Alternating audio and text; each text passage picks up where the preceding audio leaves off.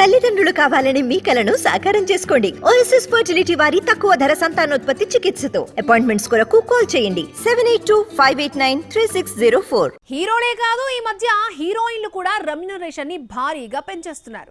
2 సినిమాలు వరుసగా హిట్ అయితే వెంటనే తమ పారితోషికం డబుల్ చేస్తున్నారు. యంగ్ హీరోయిన్స్ తో పాటు సీనియర్ బ్యూటీస్ కూడా ఇందులో దూకుడు చూపిస్తున్నారు.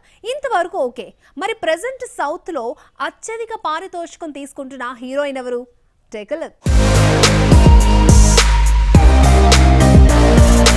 సౌత్ లో గత ఏడాది లియోతో త్రిష, జైలర్ తో తమన్నా భారీ సక్సెస్ ని అకౌంట్ లో వేసుకున్నారు. ఈ సినిమాలతో వచ్చిన క్రేజ్ ని క్యాష్ చేసుకునేందుకు రెమ్యునరేషన్ ని భారీగా పెంచేశారు. దీంతో చాలా మంది రష్మిక, సమంత, తమన్నా, త్రిషలలో ఎవరో ఒకరు అత్యధిక పారితోషికం తీసుకుంటున్న హీరోయిన్ అయి ఉండొచ్చని భావించారు. కానీ లేటెస్ట్ రిపోర్ట్ ప్రకారం టాప్ ప్లేస్ ని కబ్జా చేసింది నయనతార.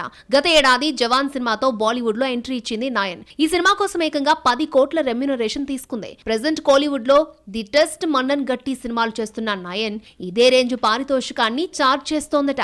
నయనతార తర్వాత అదే రేంజ్ లో పారితోషికంతో దూసుకుపోతోంది సమంత.